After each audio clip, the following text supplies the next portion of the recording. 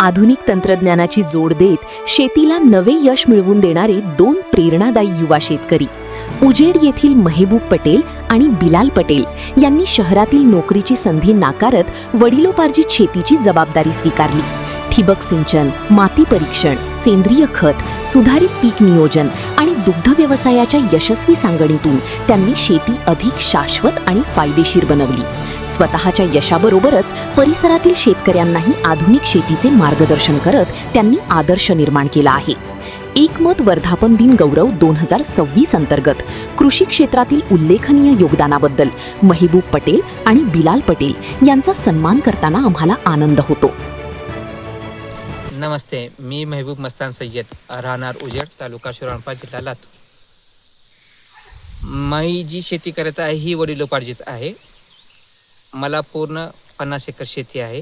या अगोदर माझे चुलते उस्मान अली सय्यद हे पाहत होते. त्यानंतर माझे वडील मस्तान सय्यद हे पाहत होते.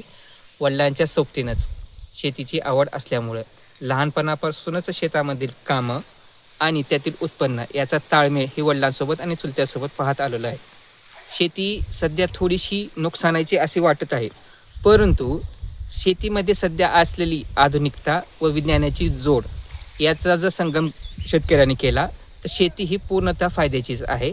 थोडंसं नैसर्गिक बदलामुळे शेतकऱ्यांना संकटाचा सामना करावा लागत आहे, परंतु त्या शेतकऱ्यांनी जर व्यवस्थितरित्या विज्ञान आणि आधुनिकतेची साथ जर घेतली तर शेती ही पूर्णतः फायद्याचीच राहणार आहे.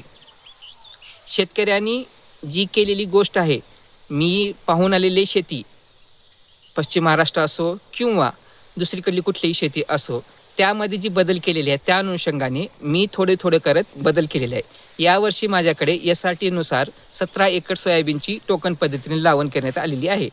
त्यामध्ये 10 एकर तूर पण आहे. मागच्या 2-3 वर्षापासून SRTचा उपयोग थोड्या क्षेत्रावरती करत त्याचा अनुभव घेत यावर्षी मी SRTचे क्षेत्र पूर्णतः वाढवण्यात सफल झालेलं आहे. माझ्याकडे यावर्षी 10 एकर 18-121 ह्या व्हरायटीची ऊसाचं लावण आहे आणि ऊस पण व्यवस्थितरित्या आलेला आहे. 5 फुटी सरीचा त्यामध्ये उपयोग केलेला आहे. मी माझ्या सोबतीला असलेले विशेष करून 10 ते 12 मित्रासोबत पूर्णतः शेतीमध्ये वाहून घेतलेले आहे. त्यांना मी आणि ते आणि मी मिळून शेतीचे असलेले प्रॉब्लेम थोडक्यात सॉल्व करत आहेत. थोडक्यात म्हणण्यापेक्षा प्रत्येक गोष्टीमध्ये आम्ही त्या प्रॉब्लेमचे सोल्युशन शोधून घेत आहे. बस. नमस्कार, माझं नाव बिलाल मस्तान अली सय्यद, राहणार उजेड, तालुका शिराळा, जिल्हा लातूर उजेड येथील रहिवासी असून माझं शिक्षण MSc इन बायोटेक्नॉलॉजी जैवतंत्रज्ञान झालेलं आहे. मी 3 वर्ष वखाड औरंगाबाद येथे प्रोडक्शनमध्ये काम केलेलं आहे, इन्सुलिन प्रोडक्शन. त्यानंतर 4 वर्ष मार्केटिंग केली, फार्मा मार्केटिंग. पण वडिलोपार्जित माझी शेती आहे आणि शेतीमध्ये लहानपणापासून मला ह्या जनावरांमध्ये आवड होती. त्या आवडीनुसार मग मी विचार केला की बाबा हे मार्केटिंग सोडून आपल्याला इतर काही गोष्टी करता येतात का. मग त्यानुसार मी शेतीत रस घेतला, थोडं मनावरती घेऊन मग ह्या दुधाच्या धंद्याकडे वळालो. अगोदर मला धार वगैरे काढायला येत नव्हतं. त्यानंतर मी धारी काढायला शिकलं. त्यानंतर कसं नियोजन करतात, त्यामध्ये मॅनेजमेंट काय आहे आणि ॲक्च्युअलमध्ये जनावरांची त्यांना लागणार काय आहे त्या गोष्टीवर थोडासा अभ्यास केला. त्यानंतर ह्यामध्ये मला साथ भेटली 2 माणसाची. एक डॉक्टर शेख गुलाम हबीब, जे की ते वेटरनरी डॉक्टर होते, मागच्या 9 वर्षापासून कार्यरत होते.